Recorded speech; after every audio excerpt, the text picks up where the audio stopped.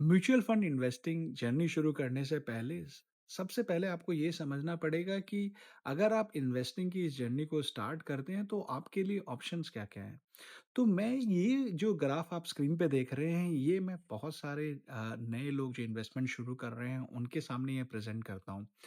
ये ग्राफ को पढ़ने का तरीका बहुत सिंपल है। आपको आपकी हॉरिज़ॉन्टल एक्सिस पे रिटर्न्स हैं, तो आपकी कम रिटर्न्स नीचे रहेगा आपका बॉल और अगर रिटर्न्स ज़्यादा मिलते हैं उस एसेट क्लास से तो बॉल ऊपर रहेगा। सबसे इम्पोर्टेंट चीज़ जो है वो आपको समझने की ये है कि जो नीचे वाली जो अपनी वर्टिकल लाइन है, वो टाइम लाइन है। टाइम लाइन ये दिखाती है कि आपको कितना समय देना होगा उस एसेट क्लास से ये रिटर्न निकालने के लिए। तो अगर आप लेफ्ट हैंड साइड पर हैं तो आपको कम समय लगेगा उस एसेट क्लास को समझने के लिए और अगर आप राइट हैंड साइड पर हैं तो आपको बहुत ज़्यादा टाइम देना होगा क्योंकि बहुत ज़्यादा वैराइटीज़ है उस एसेट क्लास में और बहुत सारी न्यूएंसेस है जो आपको समझनी पड़ेगी। तो अगर इस ग्राफ को समझने की कोशिश करें तो मैं आपको कपल ऑफ एग्जांपल्स देता हूँ तो आपको उससे आइडिया लग जाएगी। फॉर एग्जांपल इस ये ग्राफ दर्शाता है कि अगर आपको क्रिप्टो में इन्वेस्ट करना है तो आपको बहुत टाइम देना पड़ेगा क्रिप्टो समझने के लिए। ऑलमोस्ट हर दिन 8, 10, 15 नई करेंसीज क्रिप्टो की बाहर मार्केट में आ रही है। तो आपको समझना पड़ेगा कि वो कौन से चेन पर है, उनका फंक्शन क्या है, पीछे फाउंडर्स कौन है। बहुत सारी ऐसी चीज़ें हैं जो आपको समझनी पड़ेगी बिफ़ोर आप उस क्रिप्टो प्रोजेक्ट में इन्वेस्ट कर पाओगे।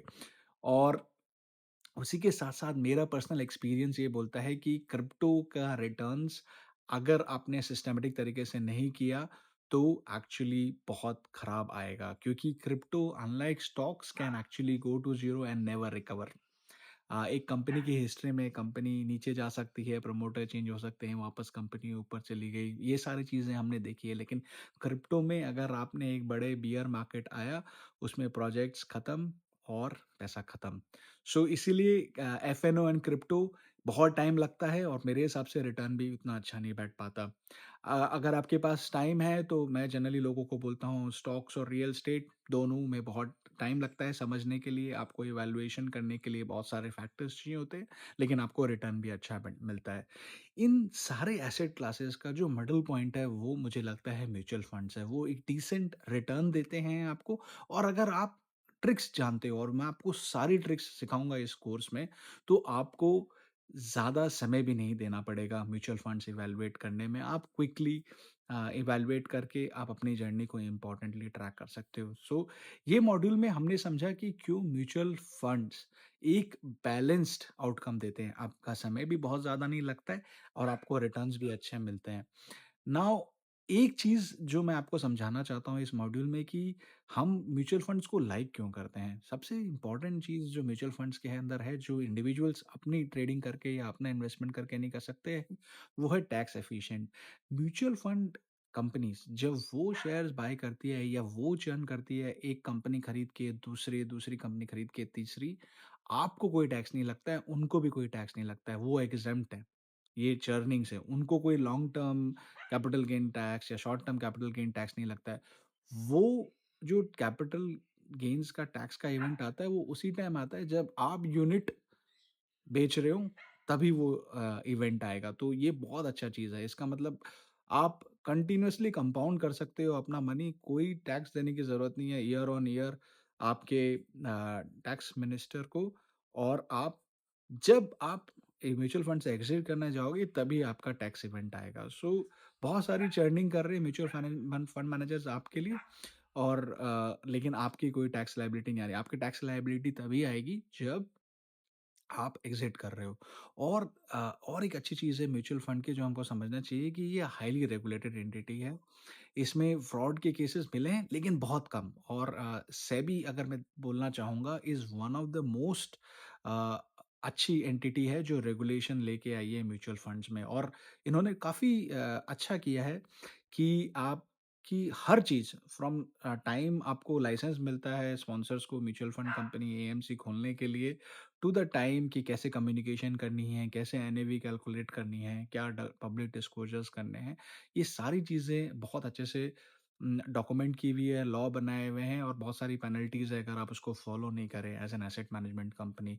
तो बहुत सारी गुड प्रैक्टिसेज़, गुड लॉज़ हैं जिसके कारण ये they have become a very well regulated entities और इसमें फ्रॉड काफ़ी काफ़ी कम देखा गया है। मैं ऐसा नहीं बोलूँगा कि उसमें फ्रॉड नहीं हुए हैं, लेकिन इन सालों में 1 या 2 ही इश्यू हुए हैं और बहुत सारे वो out of the court settlements भी हो गए क्योंकि वो छोटी चीज़ थी और सेबी ने उसको नज़रअंदाज कर दिया। ना अब कुछ चीज़ें हैं जो खराब भी है म्यूचुअल फंड में, वो आपको समझना पड़ेगा। म्यूचुअल फंड में जो मैनेजर्स होते हैं ना, उनको परफॉर्मेंस के ऊपर पैसे नहीं मिलते हैं, उनको साइज़ के ऊपर पैसे मिलते हैं। ये एक बहुत इम्पोर्टेंट चीज़ समझने की है। जैसे-जैसे म्यूचुअल फंड का साइज़ बढ़ता है, मैनेजर्स के पास ज़्यादा पैसे मिलते हैं।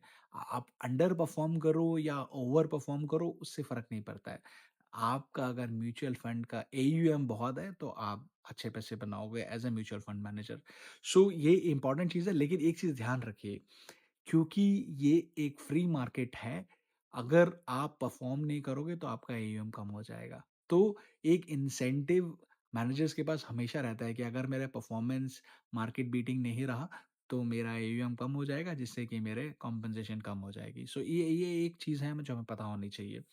दूसरी और सबसे प्रॉब्लमैटिक चीज़ म्यूचुअल फंड में है और जो मैं चाहता हूँ इस कोर्स से आपको सहायता मिले और आप उससे निकल पाएँ, वो ये है कि 1000 स्कीम से आदमी चूज़ कैसे करेगा म्यूचुअल फंड? वो उनको पैरालिसिस ऑफ चॉइस हो जाएगा। इतने सारे म्यूचुअल फंड स्कीम्स हैं, इतनी सारी अ स्कीम्स हैं जो वेरी सिमिलर है, तो आदमी डिफरेंशिएट कैसे करेगा? उसको समझ में कैसे आएगा कि उसे किसमें इन्वेस्ट करना चाहिए और किसमें नहीं इन्वेस्ट करना चाहिए?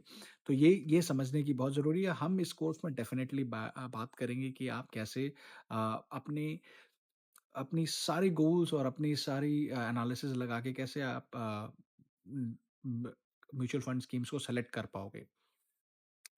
दूसरी ये है कि जो म्यूचुअल फंड डिस्ट्रीब्यूटर्स हैं, उनके इंसेंटिव्स भी इस इंडस्ट्री में एक्चुअली क्योंकि उनको पे करने वाले एएमसीज़ हैं और आप और मैं जो रिटेल इन्वेस्टर हैं, जो उनके थ्रू इन्वेस्ट करते हैं, वो उनको पे नहीं करते। तो उनके इंसेंटिव्स भी बहुत डिफरेंटली अलाइन्ड हैं। वो एएमसी की तरफ ज़्यादा झुकाव रहेगा उनका, तो वो ट्राई करेंगे कि एएमसी के नए एनएफओज़ आ रहे हैं, तो उनको पुश कर दें। तो हमारा एक मॉड्यूल है, जिसमें हम चेक करेंगे कि आप अगर एक म्यूचुअल फंड डिस्ट्रीब्यूटर को यूज़ कर रहे हो, तो क्या तरह की प्रैक्टिसेज़ अगर आप स्पॉट करो तो आप उस म्यूचुअल फंड डिस्ट्रीब्यूटर को चेंज करो। और फाइनली और मोस्ट इम्पोर्टेंटली है mutual funds just like index उसमें भी एक सर्वाइवरशिप बायस है। तो वो बायस आपको देखने मिलेगा क्योंकि अगर कोई स्कीम परफॉर्म नहीं करती है तो एसेट मैनेजमेंट कंपनीज़ वो स्कीम को निकालते हैं दूध में मक्खी के जैसे और उसको फेंक देते हैं या उसको किसी और के साथ मर्ज कर देते हैं उनकी कोई परफॉर्मिंग स्कीम। तो ये आपको देखना पड़ेगा कि कौन-सी एएमसी का कैसा हिस्ट्री रहा है अपनी स्कीम्स को मर्जर करने में और कैसे अंडर परफॉर्मेंस छुपाने में। तो ये एक चीज़ का अपने ध्यान रखेंगे, अपने सीखेंगे कोर्स में वो कैसे कर सकते हैं। तो आई होप आपको इस चैप्टर के एंड में समझ में आ गया होगा कि mutual fund actually best of the both worlds है। अगर आपके पास समय थोड़ा कम है, आपके रिटर्न एक्सपेक्टेशंस अगर स्लाइटली इंडिविजुअल स्टॉक से नीचे है और रियल एस्टेट से नीचे है, तो एक्चुअली म्यूचुअल फंड बहुत अच्छा प्लेटफॉर्म हो सकता है वेल्थ बिल्ड करने के लिए। सो ये चैप्टर खत्म हुआ, इसके बाद अपने नेक्स्ट चैप्टर में बात करेंगे एक नए टॉपिक के ऊपर।